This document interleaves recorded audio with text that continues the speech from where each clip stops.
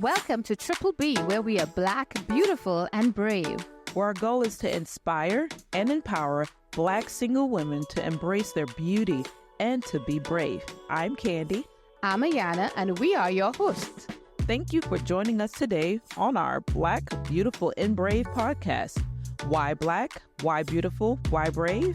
We created this space for several reasons: to hear from a Black Christian woman's perspective, to empower single women. We want to address issues that affect Black women from our lenses, not the males, not the society, the world, not the church, our perspective. Everybody has something to say about Black, single Christian women except us.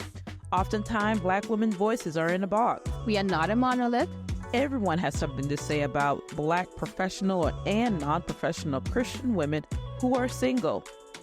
But no more. Enough. It is our time to talk transparently and to create change. All right, let's go. Let's do it. We want the rest of the world to hear what we talk about. All right, this is episode 1 of Black, Beautiful, and Brave. Welcome, everyone. Welcome, welcome. We are so happy that you have decided to join us on this journey. I guess it's journey of discovery, right? It is, and it promises to be super exciting. At least we are excited. We are indeed excited about this journey. But we'd like to introduce you guys to who we are. Who is Ayanna and who is Candy? So that's what this episode is going to be about. Just an introduction of who we are as your podcast host of Black, Beautiful, and Brave. Right. So I'm Ayanna, and I'm Candy. And just by way of introduction, so I am a youngish woman. Well, youngish in the sense of I'm not old, not too old. I'm definitely over 40, right? Enjoying that time. I am an educator. I am a mom. I'm single. I'm a divorcee. And here we are, just with this program. So Candy, tell us who you are. Well, I am Candy. I am a social worker, definitely. I am young. Yeah, I am young.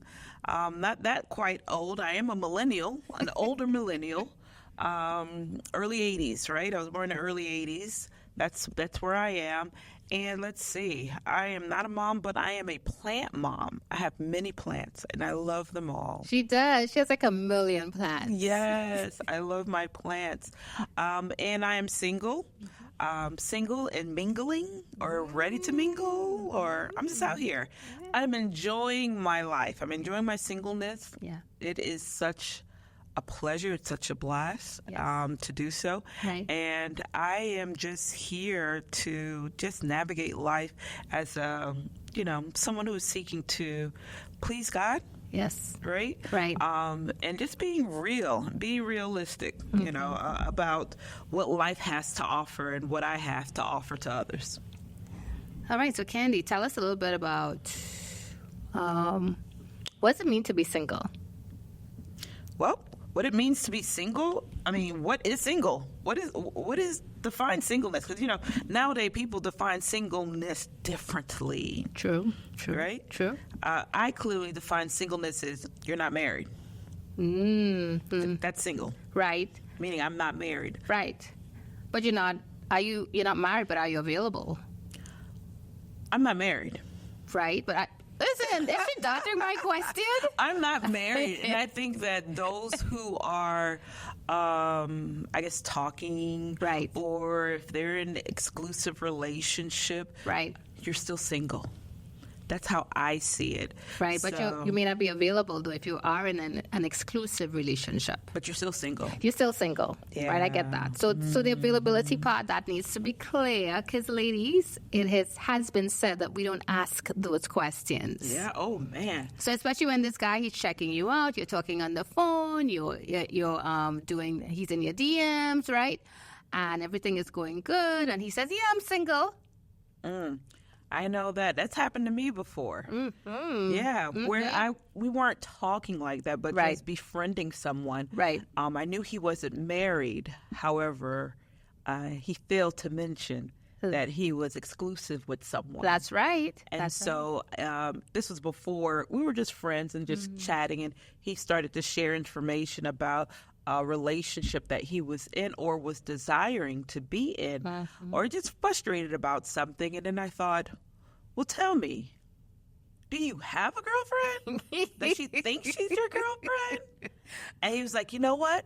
I've been waiting for you to ask this question the entire time. And I'm like, what? Goodness, that is crazy. What? That is crazy. And here you are talking to this guy thinking that you're building this friendship. Just a friendship, that right. you know, that could possibly lead to something. Right. But again, based on your definition of single, right? Right. So we limited ourselves. So what if, right, expanding that definition of not just being not married, but you're not married and you are not available, right? I think that, to me, singleness is I'm not married. However, there are other questions that you need to continue to ask. That's right. Are you available? That's right. Are you seeking? There's some people who aren't seeking. Right. Looking for marriage, I should say. Looking for a relationship, exclusive relationship. Right. Looking for something long term.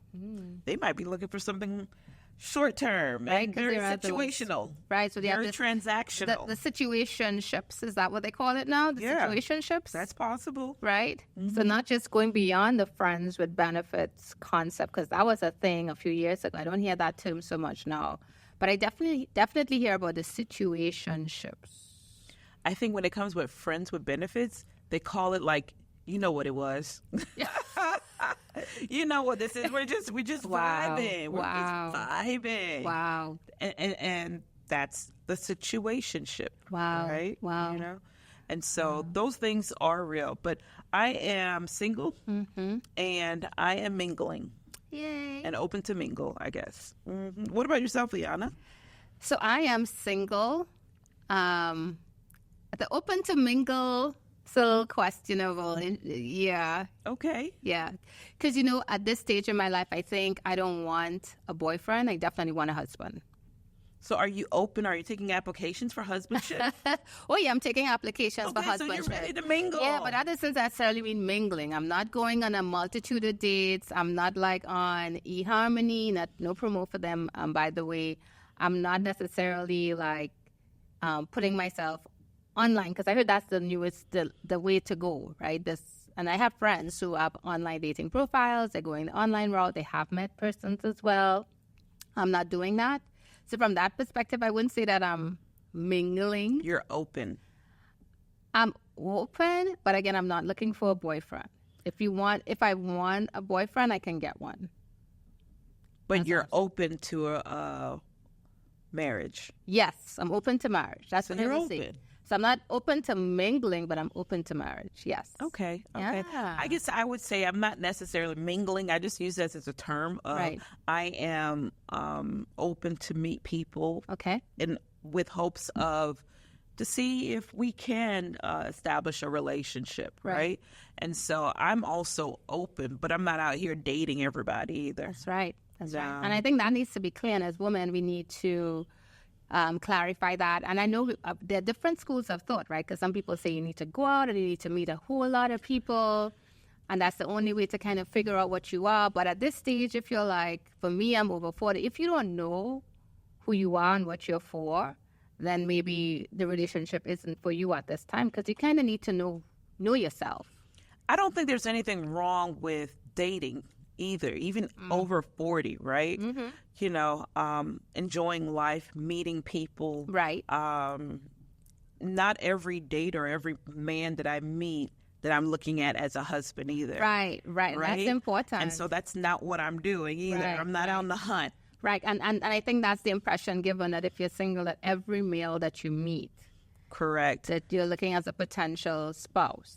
And that's why I'm just open, mingle, making friends. Right. And so, nor do I approach each man like, okay, so what are you doing with your life? No, I'm not doing that. Sorry. I'm enjoying my life. Listen, there's a play that says I can do bad all by myself. Oh, girl. But we're not telling you to be bad. Let me just say that. Let me just qualify that statement. No, I'm just saying I can be in a bad situation all by myself. And so therefore, I don't have a need to be in a relationship. Okay.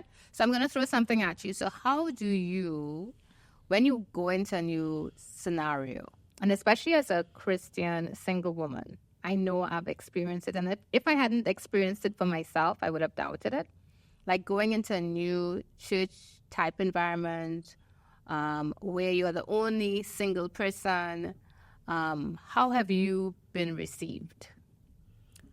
I'm very cautious. I'm the type of person that when I go into a new environment, I observe before I put myself in different situations, situationships or situations, and looking to establish friendship with people, with other women, and see how I'm received. And so there are times where I'm well received, right? You know, certain people, younger people, gravitate towards me, or maybe other singles. Usually I'm not the only single. Right. You know, so there are other people who gravitate towards me. And I remember when I first moved into a community, Right. Not necessarily a church community, but I had one single woman mention to me that, you know, when you come into a community and you're the only single person, not everybody receives you well. Yeah. You know, and some women who are married may find you threatening. Yes. And so for myself, I try to make sure that I do not appear threatening. And so I befriend women. I make sure if a man comes up to me, you know, just being friendly, where's your wife, you know?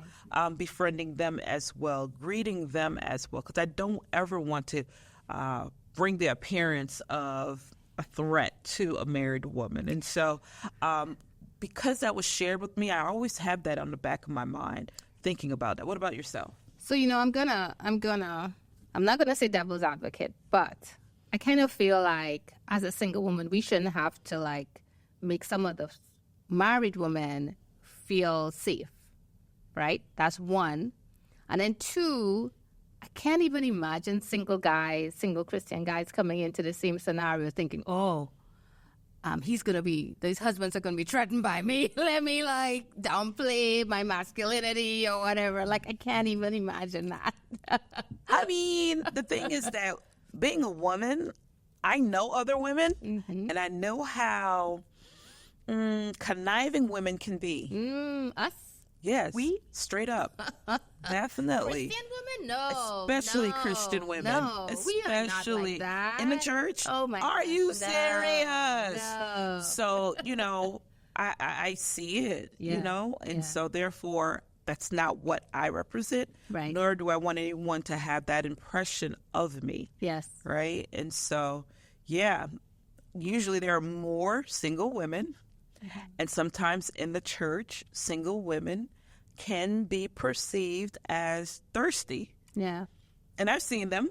And that's a presumption. Right. Definitely. And that's a presumption, right? Because, and my single woman scenario is a little different. I come in both single and with a child. So I get accepted from the child perspective. Like I have a child, so I can mingle with the other parents with children. But in terms of friendships formed, like I've been to churches where only the older women are my friends. Like the older women invited me home for lunch. And when I say older, like 70 and above. And there's nothing wrong with that. I don't think there's anything wrong with that. No, there isn't. But my question was, there were other families and other women my age range who I'd like to hang out with and speak with their kids and have my kids have my child interact with them. But they just, you know, at first I didn't think that was a thing because it just never crossed my mind. But they don't know you. Yeah, but I don't know them either. But I'm willing to, you know, open up myself and say, hey, you know, I'm here with you. We are at the church. Let's, you know. So you're talking about from a church perspective. Church perspective, just being in a Christian environment, not even relating to anything out of church, just being in a Christian, godly environment, that kind of thing, you know. And I just felt, looking back at it now, as women, again, we make the compromises. You know, we are the ones who they tell you, tone it down. right? So don't dress all cute to go to church or to that church event because you're going to make some husband want to leave his wife. Like, what? I mean, I think that you just have to be you, and people just have to accept you. Yeah. And if you are the one wanting to make friends or create community, you have to do it yourself, right? Yeah. And so, and people may not know you. Women don't know you. Yeah. They don't know what kind of intentions you come with, because not everyone come with pure intentions. What? But it doesn't matter what intentions I come. They have to take care of themselves. Don't think about what my intentions are. Yeah, they can take care of their intentions are. And I'm not worried about what their intentions are. I'm just saying, I know for myself, if the shoe was on the other foot, I was married. Me and my husband were good. Right. I'm not going to just bring anybody around my husband. And point blank. I'm sorry. And I'm different. I mean, like for me, if I see someone new come into the church, and I mean, I could call it being naive. You know, my husband has to know who he is, and I have to know who I have, right? And if I see there's a family, they come in, you know, they need some assistance, single or not, I will still extend an invitation, and that's me. And that's right? one thing to extend it in a helping hand, right? Right. And it could be a group of women to help out another woman, right? And that's definitely okay. Yeah. And that's probably the perspective I would take it. Yeah. You know, not my family helping this family, but more so, hey, we are a group of women, me and my friends, and we're going to take on this one woman on, right? And her family, not my family and her family alone. Sorry, okay. I'm not doing that. Definitely different perspectives on that. But for me, if I think about it as a male single coming in, the other men in the church are going to be like, hey, bud, you want to join us on the court? Yeah, men do that. But for women, again, this caution and the emphasis on the single woman having to make these accommodations just because she is perceived as a threat. I'm not saying she needs to make any accommodation. I said she needs to be who she is. However, married women shouldn't be put on the married women should not have to extend their family to help another family. It could be the same way how men do it. Right. Men come together and welcome other men. Right. Women come together and welcome other women, not my family, right? Okay. It's not family. Sometimes you'll see families welcome each other family. Right. We are a family such as a nuclear family, a husband, wife, and children. Right. And there's another husband, wife, and children. We'll welcome them together, right? Not husband, wife, children, and a mother and her children, or you don't know what that situation is. I mean, fine. I think that's, being cautious, right? You know, how do you as a woman can support another woman? And maybe it might be something where going on a kids date, but it's more so the woman and my child with this other woman and her child. Right? Okay, fine. It's not something that I'm going to invite, getting to know who she is. Right. That's why I say be you. Right. I'm not saying to change who you are, but be you. Right. But I'm not expecting an entire family to come in to embrace me. I'd rather be embraced by a woman versus a family. And however she plans on doing it with her friends, that's up to them. If not, I'll create my own community. Yeah, so we'll have to stop at that point and we'll have to agree to disagree on some things. But just know that as singles, there's a lot of challenges. And you've heard the very real responses from Candy and I about when young single women come into communities. Yeah. Right? And especially church and godly communities. Or even in a workspace, right? Yeah. And that's what I was more so referring to initially, is in the workspace, And I found that difficult too, moving into a workspace, not being receptive, right? As a single woman. Really? Yeah. Why? That's kind of, why? Why wouldn't you be I don't know. As far as for me... and is this single being young single or just black single? What exactly? I don't know what it is. Tell me. I don't know. You tell me. More so being a single woman. Everybody know that I'm a single woman. Right. Moved here. Right. Moved into town. Right. For a particular job. Oh. Right. Oh. For a particular job. Right. And to have no one in your work environment, close work environment, to say, hey, what are you doing? What are you up to? Okay. We want to hang out, or we want to, and I guess that was naive of me to think that you'll find friends at work. But I mean, okay, that one, I guess, and you said if it's a small community, but what if it was a job in an urban setting, though? Do you think it would have been more receptive if they were like... No, that's what I'm saying. When I moved to, not where I am now, Right. but previously, Right. and it was in a more predominantly black community. Oh, really? Right? So it's not a color thing. It's not a race thing. No, it's not. Ah. No, it's not. Even the person who shared with me was an older black woman who shared that in this town, if Right. you are a single woman, if you are a single woman, you may not be invited to everything, because the married women are very protective of Yes. their area. I know. This is not a church setting that I was referring to. Wow. So it's not just the church people. It's not just us. No, then. no. I think wow. it's just more so about marital status and women and their families and how protective they are, especially if you're new and they don't know who you are. Very protective.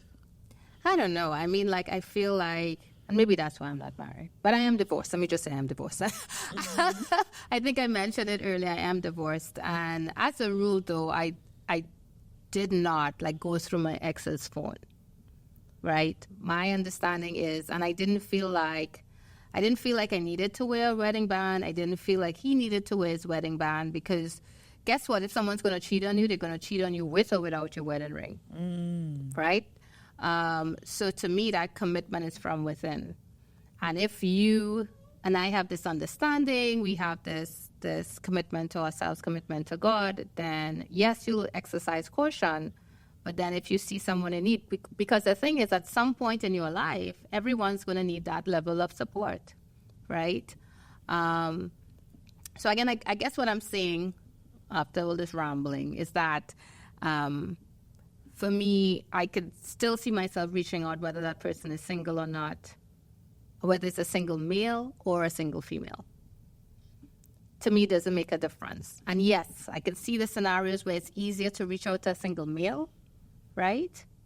Who reaching out to a single male? Like a single female? A single, like even like you said in the workplace, reaching out to the community embracing a single male more than they embrace a single female. And usually it's because they have a single female friend they want to hook them up with. But they have ulterior motives. Ulterior motives. I have a friend. Let me get to know him. Oh my goodness, he's so cute. He's doing well.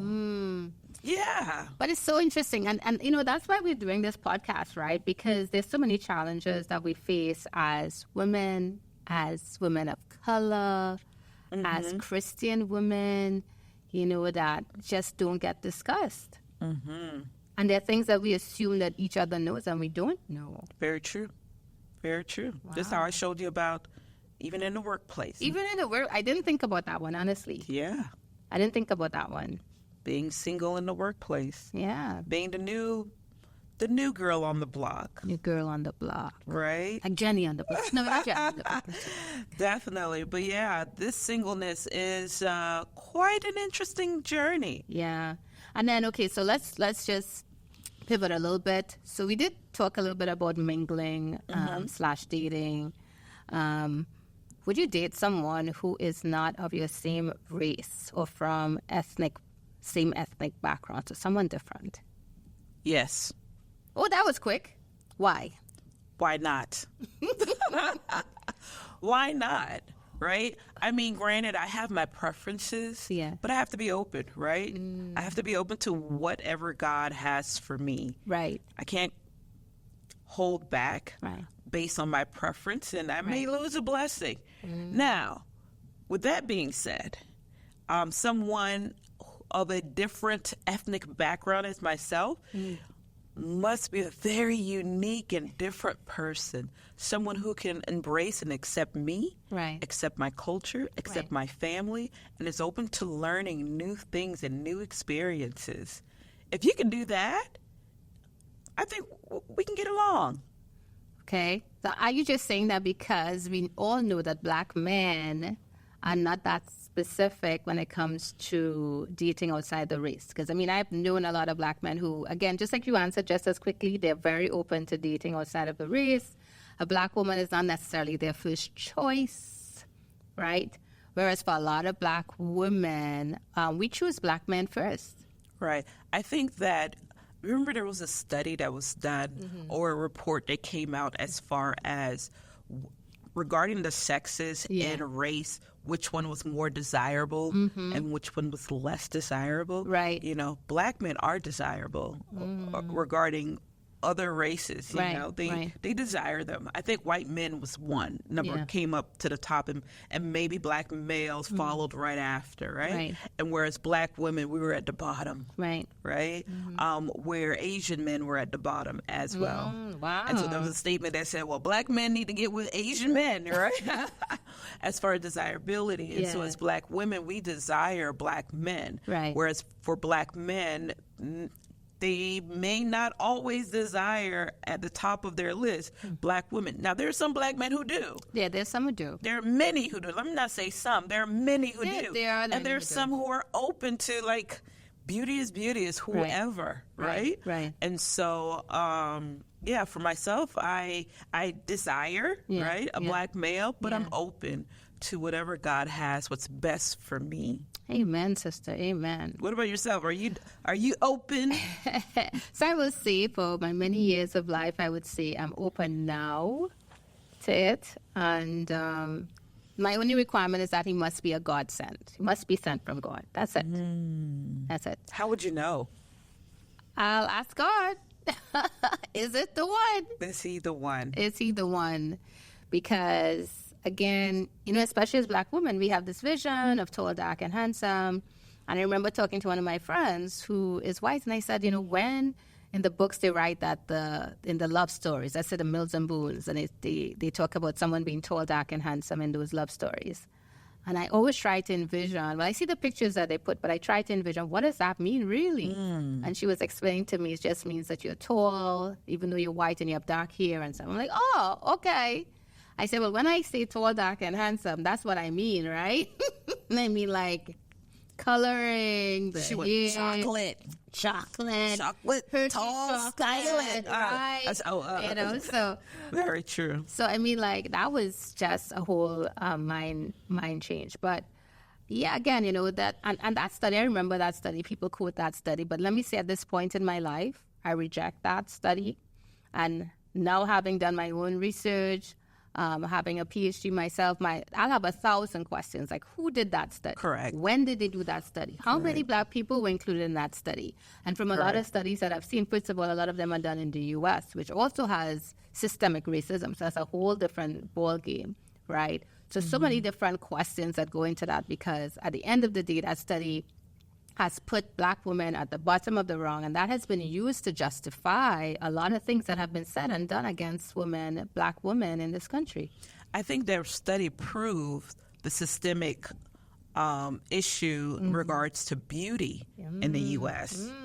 You know, if that study was done in the U.S., I'm sure it was. You know, it shows the bias that the beauty industry has infiltrated for years and decades and generations about who is beautiful, who is desirable. Right. You know, it's not by mistake. No, it isn't. It's not by mistake, and people study and people make big bucks on marketing. Yep. And that's why, again, on this podcast, Black, Beautiful, and Brave. Yes. We are embracing all of those things.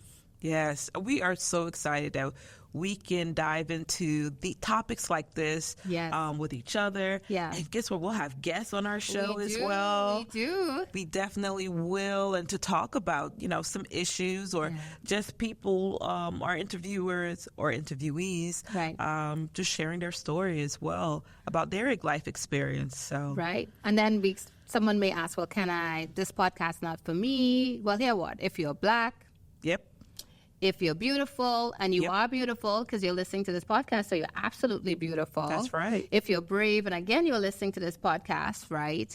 If you're Christian, if you're single, I mean, this is for you. And I mean, there's so many, you know, even as Kenya and I, we started to work on our guest list and our topic list, and you would be amazed about what you will be hearing on this podcast. Like, it even blows our minds. Definitely. So stay tuned, stay with us, and we look forward to continuing this conversation on our next episode. Yes, we do. Black, Beautiful, and Brave. Triple B out. Out. And there you have it, Queens. Another empowering episode of Triple B in the books. Remember, the revolution doesn't stop when the episode ends. Keep spreading that Black, beautiful, and brave energy wherever you go. Stay connected with us on social media. And don't forget to share this podcast with your fellow queens who need a dose of empowerment. Until next time, keep shining, keep slaying, and keep being unapologetically you. That's right. Stay fierce, stay fabulous, and remember, your voice is your power. Use it to change the world. Peace, love, and empowerment, queens. Catch you on the flip side.